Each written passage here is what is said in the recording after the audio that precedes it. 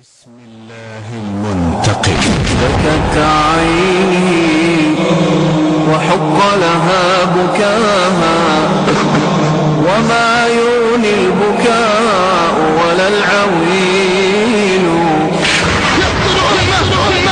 قصة وعبرة. رجل لم تزل به زوجه تشعل مراجل الكره والحقد والبغض على أمه حتى قرر قتلها. قصة لا إله إلا الله. يقتل أمه. قصة وعبرة.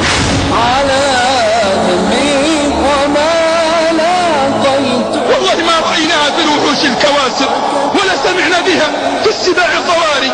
يقول الراوي: فاستدرج أمه لنزهة برية وهي فرحة ببر ابنها بها، فلما وصل إلى مكان خالي قال لأمه: انزلي. قالت: هل وصلنا؟ قال: انزلي فإني أريد قتلك الآن، لقد نغصت علي وعلى زوجتي معيشتنا. فبكت الأم وقالت: يا ولدي دعني أعيش في منزل لوحدي. قال: يعيبونني الناس، لكن إذا قتلتك لا يعلم أحد. يا ولدي أنا أمك، حملتك، أرضعتك، ربيتك، سهرت لنومك. يا ولدي عانيت لأجلك، لكن ما حركت كلماتها قلبه ولا هزت عباراتها فؤاده.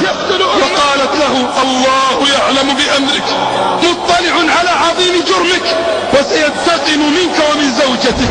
فقال ساخرا: إذن لينجيك الله من قبضتي. قالت: إذا دعني حتى أصلي، فإذا كنت في التشهد فاقتلني.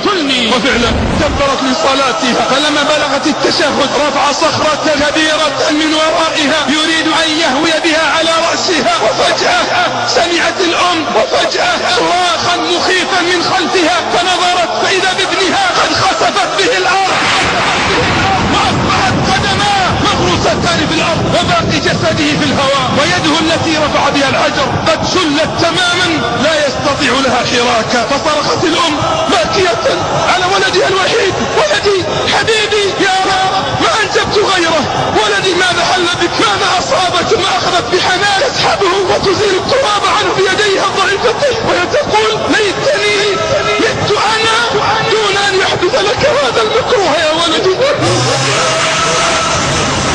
وما أصدق المثل: قلبي على ولدي فطر وقلب ولدي علي حجر. يا ولدي قد خسفت به الأرض، يا ولدي قد خسفت به الأرض، يا ولدي قد خسفت به الأرض.